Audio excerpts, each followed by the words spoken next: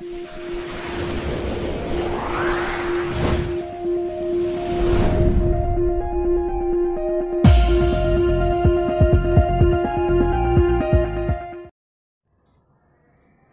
Morning बच्चों। जैसा कि आज का टॉपिक है वर्क, पावर एंड एनर्जी, ठीक है। क्लास 11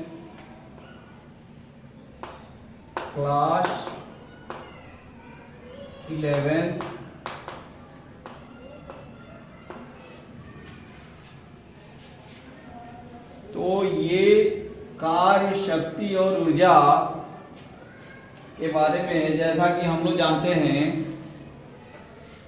कार्य क्या होता है, ठीक है। तो कार्य के बारे में, यदि किसी वस्तु पर बल लगाकर बल की दिशा में उस वस्तु का पोजीशन चेंज हो रहा हो, यानी जो हमारी वस्तु है वो डिस्टेंस कुछ दूरियां तय करता हो, कर रहा हो या करता हो, that is called work done. तो हम उसे कार्य होना मानते हैं, ठीक है। यानी जो हमारा कार्य हो रहा है, वो जो दूरी चल रही है, वो दूरी बल की लाइन में ही होना चाहिए, यानी in the direction of force ही होना चाहिए, ठीक है। अदरवाइज हम कैलकुलेट करके in the direction of force displacement को या डिस्टेंस को कैलकुलेट करते हैं, ठीक है। तो ये है हमारा कार्य, यानी W, it is denoted by W। इसे हम W से क्या करते हैं, डिनोट करते हैं, ठीक है ना। और W is the product of work and distance, ठीक है।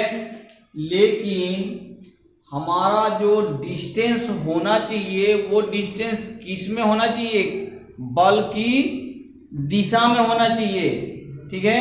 तो उसे हम कार्य करना कहते हैं, यानी लाइक यदि हमारे पास एक यहाँ कोई पिंड है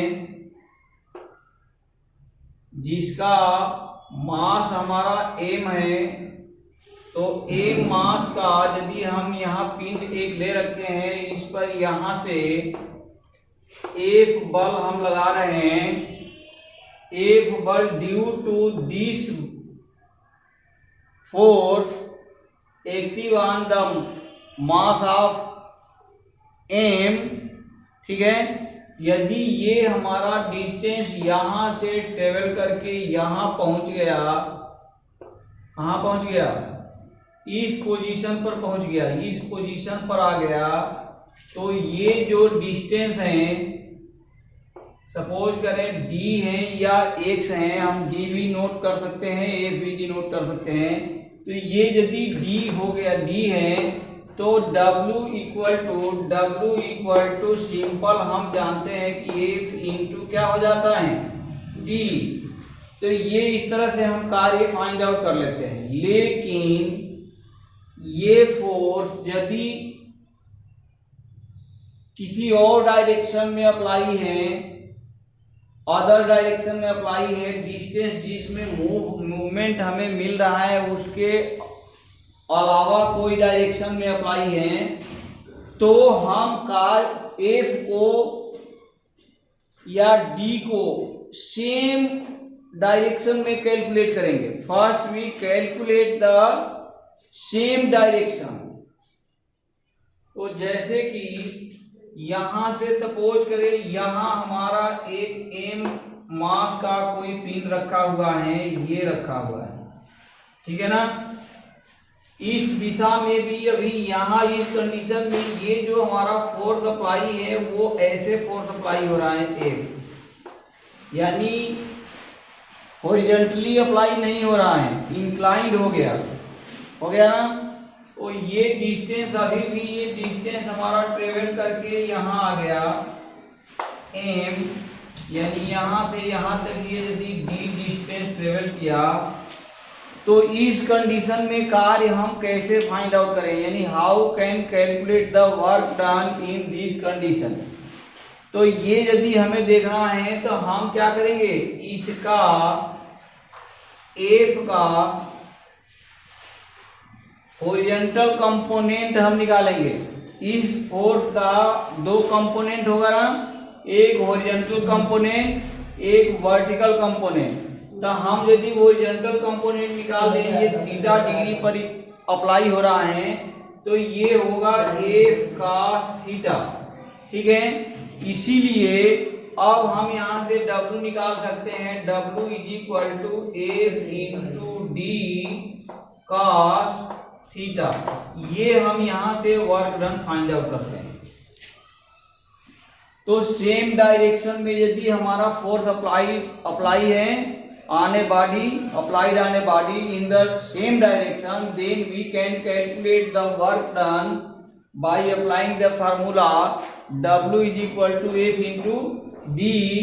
लेकिन यदि हमारा बल एफ इंक्लाइंड अप्लाई है तो हम उस वर्क डन को कैलकुलेट करने के लिए क्या अप्लाई करेंगे, F into D cos theta, ठीक है। यहाँ F into D cos theta का जो एक्चुअलिटी है वो और भी एक चीज है, क्योंकि एफ हमारा क्या है, वेक्टर क्वांटिटी है, डी क्या है, वेक्टर क्वांटिटी है, डिस्प्लेसमेंट है, यानी first position to second position हम निकाल रहे हैं। दो पोजीशन का अंतर हम ले रखे हैं डी। तो यदि डिफरेंस ऑफ टू पोजीशंस हैं, इट मीन्स की डिस्टेंस नहीं है, वो डिस्प्लेसमेंट हो गया, ठीक है। तो ये भी हमारा क्या है, वेक्टर क्वांटिटी है, एफ ऑलरेडी वेक्टर क्वांटिटी है, और दो वेक्टर क्वांटिटी का डॉट प्रोडक्ट, यहाँ क्रॉस लिखा हुआ नहीं दिखता ना, हमेशा यहाँ क्या लिखा जाता है, डॉट लिखा जाता है। Dot means not multiplication in the science. In the case of science, dot means multiplication नहीं है, क्या है, वेक्टर या स्केलर प्रोडक्ट होता है, किया जा रहा है, ठीक है ना। तो ये हमारा वेक्टर प्रोडक्ट है या स्केलर प्रोडक्ट है, स्केलर प्रोडक्ट है। वेक्टर प्रोडक्ट में क्रॉस लिया जाता है, ठीक है ना। वहां हम क्रॉस लेते हैं, और यदि सपोज करें यदि डॉट वाली कहानी है, ये ए डॉट बी है, तो A dot B is equal to होता है A B cos theta mod A mod B cos theta. तो ये वही कहानी यहाँ भी है, F dot D cos theta, ठीक है ना। यानी यहाँ हम लेते हैं एफ का मैग्नीट्यूड, डी का मैग्नीट्यूड, मॉड मीन्स मैग्नीट्यूड, ठीक है ना। तो इन दोनों का मैग्नीट्यूड हम लेते हैं, और ये cos थीटा यानी इन बिटवीन एंगल का कोजिया, ठीक है ना। तो इन दोनों का कोजिया लेते हैं। एक और कहानी यहाँ छुपी है, क्या, यहीं से कहानी छुपी हुई है यहाँ भी, कि दो सदिशों का, जैसा कि हम लोग ऑलरेडी जानते हैं कि दो सदिशों का अदिश गुणनफल सदैव एक स्केलर क्वांटिटी ही होता है, जबकि दो वेक्टर क्वांटिटी का vector product will be always a vector quantity.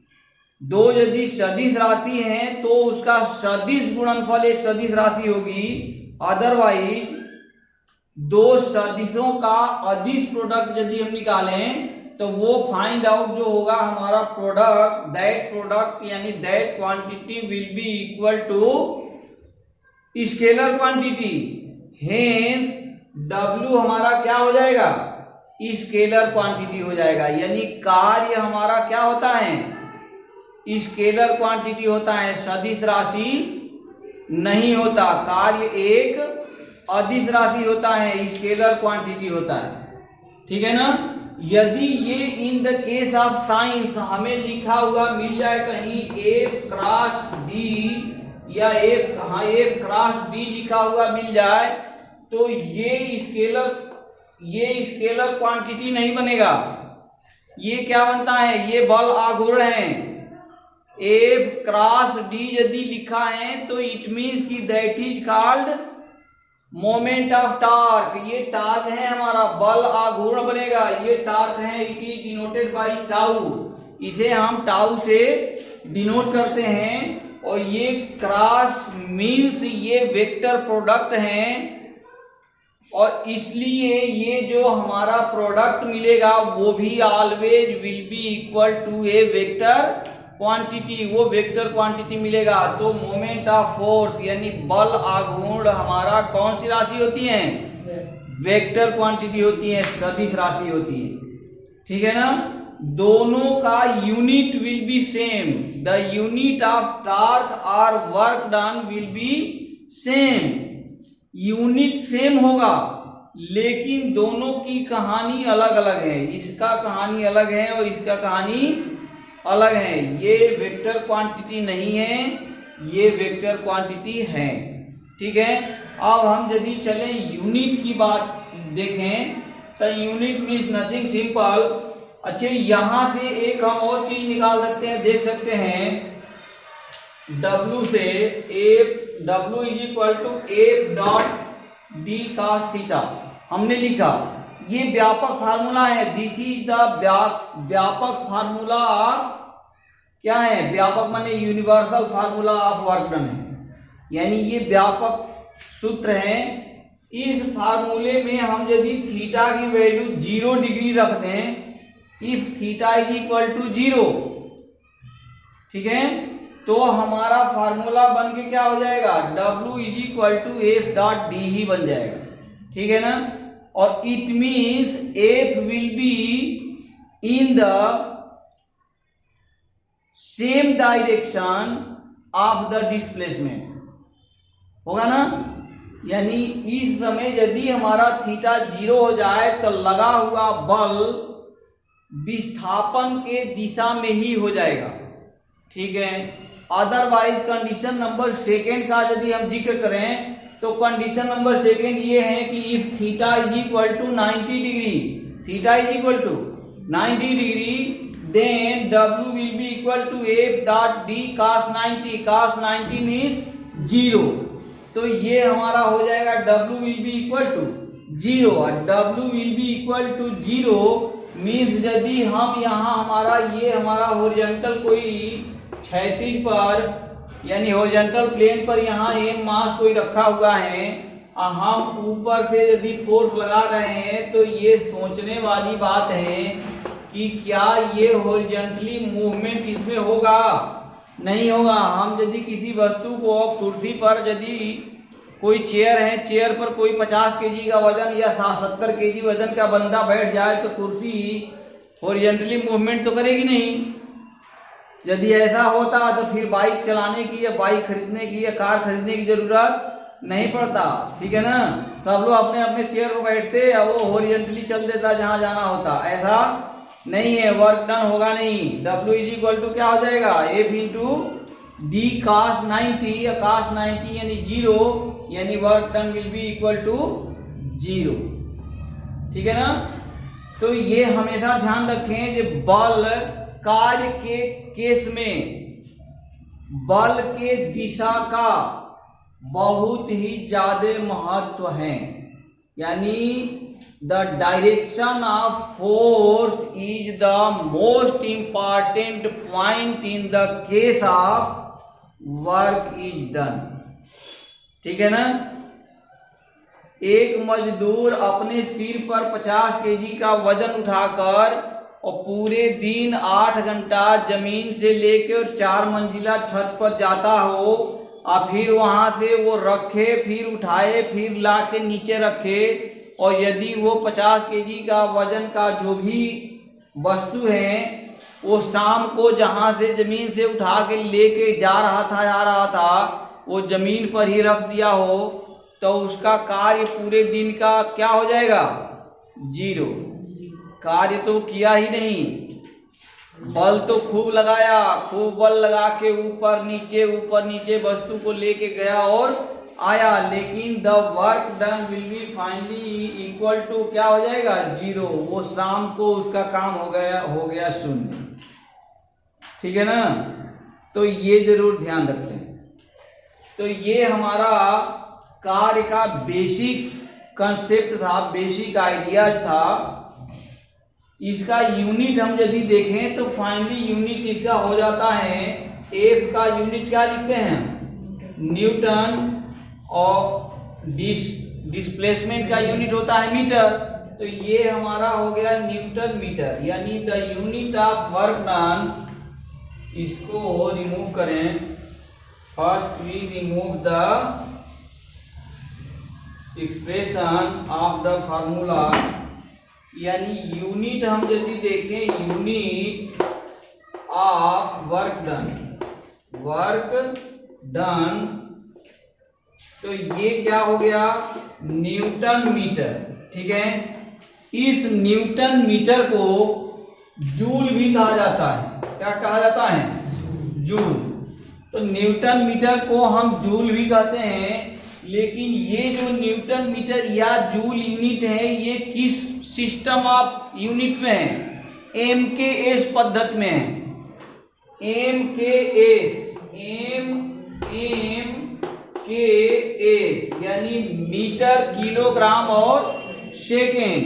ठीक है ना, ये यदि सीजीएस पद्धति में देखें, सीजीएस यानी सेंटीमीटर, ग्राम और सेकेंड, तो उसमें यदि हम ये देखें तो इसका न्यूटन को हम क्या लिख सकते हैं, केजी मीटर, क्या लिख सकते हैं, केजी मीटर प्रति, यानी पर सेकेंड स्क्वायर, यही लिखते हैं ना। तो ये हो गया हमारा न्यूटन का, इंटू मीटर, तो 1 मीटर अभी और है। ठीक है, तो ये हमारा हो गया finally KG metre square divided by second square.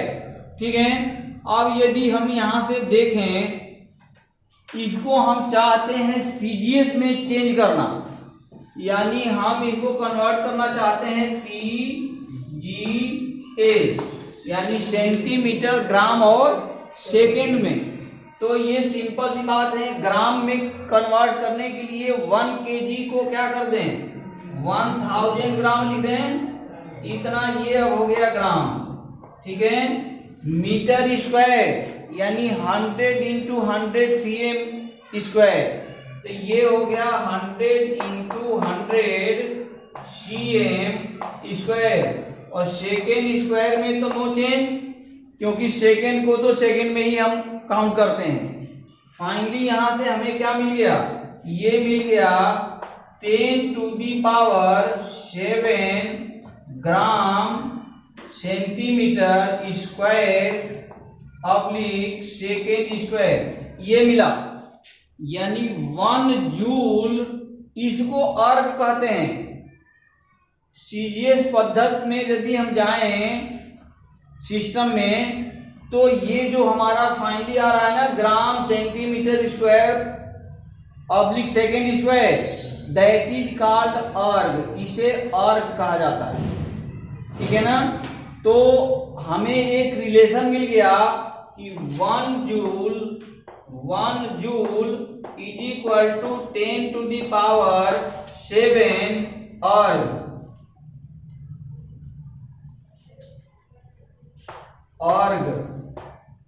ARG। ठीक है, तो ये हमारा ये रिलेशन है, ये ध्यान रखना। ये कहीं जूल में कैलकुलेशन आए और वो उस वैल्यू को सीजीएस में देखना चाहता हो कोई, तो हम क्या करेंगे, 10 टू दी पावर 7 से मल्टीप्लाई कर देंगे, दैट वैल्यू विल बी अर्ग, वो अर्ग बन जाएगा। ठीक है, तो ये हमारा बेसिक कंसेप्ट ऑफ वर्क रहा। इसमें कुछ कंडीशन, स्पेशल कंडीशन अभी हम देखेंगे। ये क्योंकि ये जो हमारा वर्क डन अभी हम देख रहे थे, वो फिक्स फोर्स के लिए देख रहे थे। यदि हमारा बल वेरिएबल हो, वेरी कर रहा हो अकॉर्डिंग टू द टाइम, तो हम अभी देखना चाहेंगे कि उस केस में हमारा वर्क डन क्या होगा, और उस वर्क डन को हम how can we calculate that type of work done. ठीक है,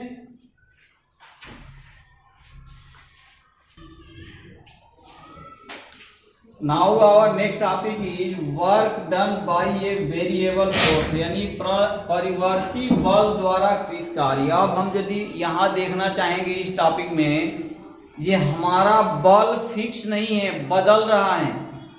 ठीक है ना, बल क्या है, टाइम के अकॉर्डिंग बल हमारा बदल रहा है, हमारी वस्तु गति कर रही है। तो उस केस में हमारा work done how can we calculate, हम कैसे कैलकुलेट करें।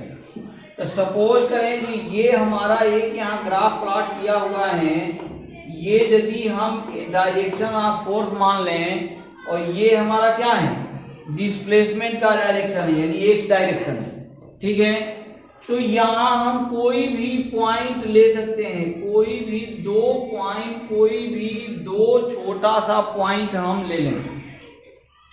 ठीक है, यदि हमने कोई भी दो छोटा सा पॉइंट ले लिया और इसको वर्टिकली हम ड्रा कर दें नीचे, तो ये जो डिस्टेंस होगा, दैट डिस्टेंस इज कॉल्ड, इस डिस्टेंस को हम dx बोलेंगे।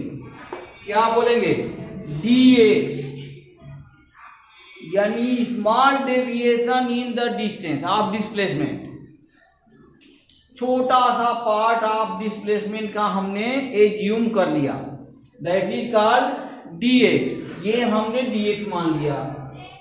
ये जो f, हमारा f का पोर्शन अब कितना रहा, ये है ना, ये स्मॉल पोर्शन, ये हमारा f है, तो ये हमारा हो गया f। ठीक है, अब यहां से यदि हम w निकालें, तो वो हमारा जो w होगा, वो कौन सा w होगा, dw होगा, वो स्मॉल डेविएशन का w हम देखेंगे, तो वो w हमारा आ जाएगा dw, यानी dw is equal to f into dx, ये आ गया। ठीक है, तो ये इस केस में हमने देखा कि dw इज इक्वल टू मेरा क्या मिल गया, f इंटू dx। ठीक है, इसको, और ये फाइनली हमारा जो वेरी हो रहा है, यानी क्या, डिस्प्लेसमेंट, ये हो रहा है x1 टू x2, यानी x1 से लेकर x2 तक ये वेरी हो रहा है हमारा डिस्प्लेसमेंट। ठीक है, तो इसको हम व्यापक रूप में इसकी वैल्यू निकालने के लिए जो स्मॉल डेविएशन माने थे, इसका हम क्या कर देते हैं, इंटीग्रल कर देते हैं, जो कि अभी क्लास 11th के बच्चों को थोड़ा सा क्या होगा, समझने में दिक्कत आएगी कि इंटीग्रेशन यानी समाकलन ये क्या होता है। तो अभी के कोर्स में डिफरेंशिएशन हम लोगों ने देखा है, डिफरेंशिएशन का साफ अपोजिट समाकलन होता है। ठीक है ना, यानी इंटीग्रल होता है, और वो समाकलन डिफरेंशिएशन है, इंटीग्रल मीन्स नथिंग, ये कुछ है नहीं। देखो ये यहीं से डिफरेंशिएशन भी समझ सकते हो, यानी स्मॉल डेविएशन, किसी भी बड़े से बड़े चीज को स्मॉल पार्ट में व्यक्त करना डिफरेंशिएशन होता है, दैट इज कॉल्ड डेविएशन। वो जो डेविएशन हम लोग निकालते थे स्टैटिक्स में, डेविएशन पर क्वेश्चन निकालते थे ना, वो डेविएशन ही अवकलन है, दैट डेविएशन इज अवकलन, वही अवकलन है विद रिस्पेक्ट टू, यानी एक डेविएशन को दूसरे डेविएशन के रेस्पेक्ट में यदि हम वैल्यू देखते हैं, दैट इज कॉल्ड डिफरेंशिएशन, वही हमारा डिफरेंशिएशन है। यानी बड़े से बड़े विस्तारित भाग को देखने के लिए हम सूक्ष्म पार्ट, उसी का छोटी सी छोटी पार्ट का अध्ययन करते हैं, दैट इज कॉल्ड डिफरेंशिएशन। और यदि स्मॉल पार्ट से हम बड़े का व्यापक का उल्लेख करना चाहें दैट इज कॉल्ड इंटीग्रेशन, वो इंटीग्रेशन कहलाता है। ठीक है ना। तो यहां से यदि हम इसका इंटीग्रल करना चाहें तो ये लिख देंगे D W, integral of D W equal to integral of F into D X. ठीक है। अब यहां से इधर हम देख लें तो डी डब्ल्यू इसका इंटीग्रल करेंगे तो केवल आ जाएगा डब्ल्यू, ये हमें मिलेगा डब्ल्यू। यहां एफ हमारा वेरिएबल नहीं है, हमारा वेरिएबल एक्चुअल में क्या है, डी एक्स है। तो ये हो जाएगा F integration of D X. ठीक है। तो यहां से ये जो इंटीग्रेशन ऑफ डी एक्स आया, ये dx का इंटीग्रेशन करेंगे तो वो केवल x ही आता है। क्या आता है, ओनली x मिलता है। तो ये हमें मिल जाएगा f डॉट x, यानी w इक्वल टू हमें क्या मिल गया, f डॉट x। तो इस तरह से हम, ये अल्टरनेट मेथड है हमारा, हम यहां से इस तरह से निकाल सकते हैं। ठीक है। इसका, इस पोर्शन का यानी इस टॉपिक का एक और भी तरीका अभी कुछ हम अभी देखेंगे, ये नोट डाउन कर लें। इसके बाद अभी हम देखेंगे परिवर्ती बल के लिए कार्य ऊर्जा प्रमेय। हम देखेंगे इस बल के लिए कार्य एनर्जी थ्योरम, कार्य ऊर्जा प्रमेय, ये क्या कहता है। ठीक है ना। तो ये कहता है कार्य ऊर्जा प्रमेय को यदि हम देखना चाहें तो ये कार्य ऊर्जा प्रमेय भी हम इसी पर देख लें। सपोज करें कि यदि बल हमारा परिवर्ती है, फोर्स हमारा क्या है, वेरिएबल फोर्स है ना, तो बल यदि परिवर्ती है तो वस्तु का वेग भी क्या होगा, परिवर्तित करेगा, क्योंकि बल लगाने से ही हमारी वस्तु में क्या उत्पन्न होता है, वेग उत्पन्न होता है। तो यदि हम बल परिवर्तित कर दिए, इट मीन्स कि हमारा वेलोसिटी भी क्या होगा, परिवर्तित होगा। तो उस केस में हम देखना चाहें कि ये कैसे परिवर्तित हो रहा है। ठीक है। तो ये यदि परिवर्तन हम देखना चाहें, इस डी एक्स को हम यदि एस लिख दें, एस लिख लिए हमने क्या लिख दिया, एस। तो अब हम देखना चाहें तो डी डब्ल्यू इक्वल टू लिख देंगे एफ इंटू डी एस। हमने ये लिख दिया ना, एफ इंटू डी एस। इसी फिगर से हम ये कन्वर्ट करके ये समझ सकते हैं। ये पोर्शन हमने अभी लिखा था dx लिख के चला था, अब ये फिलहाल में हमने लिख लिया ds। तो ये जो हमारा ds आया ना, तो ये ds equal to dw is equal to हमने क्या लिखा, f इंटू ds लिखा। इस ds को या f को हम क्या लिख सकते हैं, f को कुछ लिखा जा सकता है, यस, क्या, m इंटू a लिख सकते हैं ना। हम इसको f को लिखते हैं m into a into ds लिखते हैं। अब ds तो रहेगा ही। अच्छा,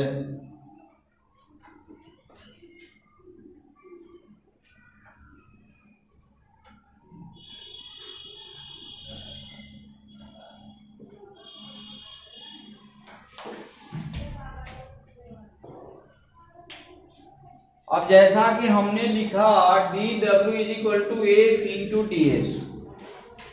एफ इक्वल टू हमें पता है हो जाता है M into A into D S. A क्या है, एक्सेलरेशन है यानी त्वरण है। तो ये ए इक्वल टू होता है डीवी बाई डी टी, होता है ना, ये हम लोग पढ़ चुके हैं, M into DV by D T into D S. अब ये हो गया, यानी वेग परिवर्तन के दर को हम क्या कहते हैं, त्वरण कहते हैं। तो हम वेग परिवर्तन का दर, तो परिवर्तन यानी डेविएशन, तो डीवी हो गया, का दर यानी डीटी, तो ये हो गया DV by DT into DS. हमारा डीएस भी ठीक है। अब हम इसको देखेंगे, इसको लिखेंगे M DS divided by DT into DV. अब देखो हमने क्या लिख दिया, ये सारे के सारे इक्वल टू डी डब्ल्यू ही चल रहा है। अब हमने लिख दिया M D S by D T, यानी ये जो डी एस था ये डी टी, इसके बाई हमने लिखा, डीवी को ऐसे के वैसे अलग कर दिया, ठीक है ना। D S by D T क्या होता है, change of rate of change of displacement या डिस्टेंस इज कॉल्ड वेलोसिटी होता है ना। तो ये हमारा क्या होगा, वेग हो जाएगा, वेलोसिटी हो जाएगा। यानी अब इसको हम लिख सकते हैं M into V into DV, ठीक है। और फाइनली हमें ये मिला, फाइनली क्या मिल गया, D W equal to M V into DV, ये हमें मिला। अब हम यदि इसको व्यापक रूप में देखना चाहें, ठीक है, तो दोनों साइड में क्या कर देंगे, इंटीग्रल कर देंगे, और इसका जो इंटीग्रल करेंगे इस साइड का, उसमें वेलोसिटी का लिमिट ले लेंगे। लिमिट यानी मिनिमम से लेके मैक्सिमम तक, यानी ये जो हमारा वेग है, हो सकता है ये भी हमारा स्टार्टिंग इनिशियल वेलोसिटी को हम u से डिनोट कर रहे हो, तो हम इसको ले लेंगे u और यहां ले लेंगे फाइनल वेलोसिटी के लिए v, या ले सकते हो इसको, दोनों को v लिखना चाहो तो इसको हम लिख सकते हैं v1, इसको लिख सकते हैं v2, यानी up to velocity v1 to v2 हम ये देखना चाह रहे हैं। तो यहां से अब ये इंटीग्रल हम करना चाहें तो m निकल जाएगा बाहर, ये तो कांस्टेंट है। यहां आ गया v dv v1 up to v2, ठीक है। नीचे का भी इरेज कर दो। अब यहां से हमें कुछ मिलेगा, इस थ्योरम के अकॉर्डिंग कुछ फाइनली मिलेगा, अब वो मिलने जा रहा।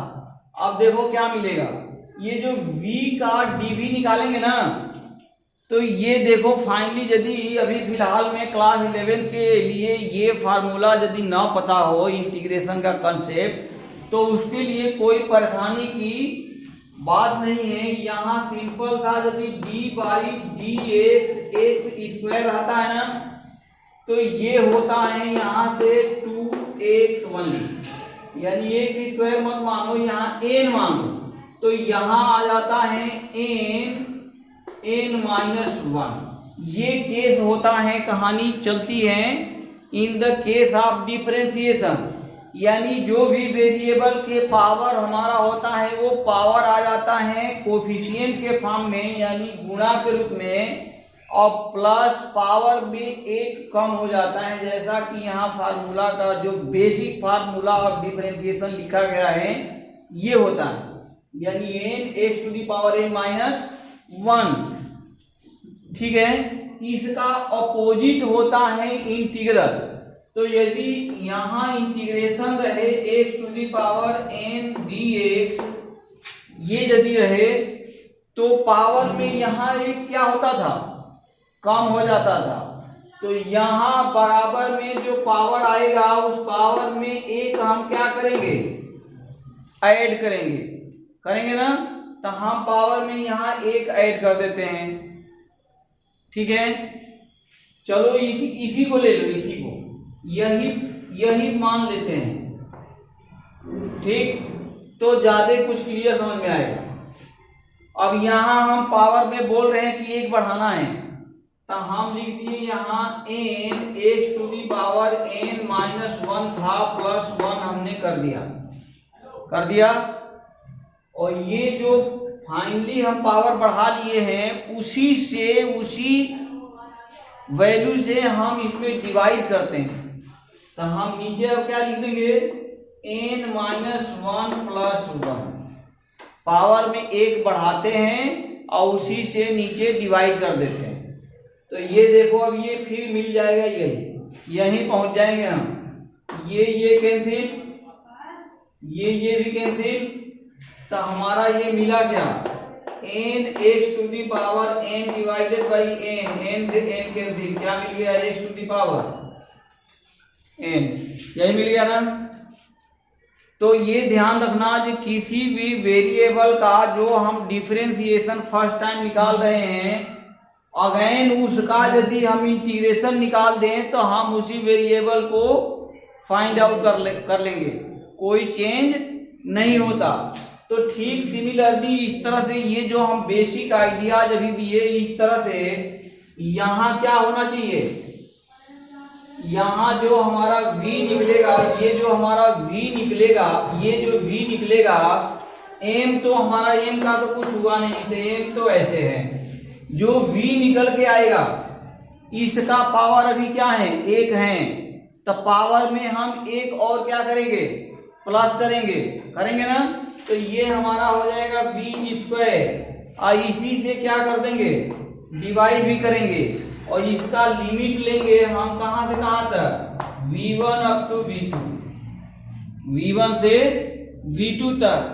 इस v1 से v2 तक का मतलब ये होता है, ठीक है ना, ये फर्स्ट टाइम में हम इसमें v1 रखेंगे या v2 रखें, v1 ही रखते हैं, ठीक है ना।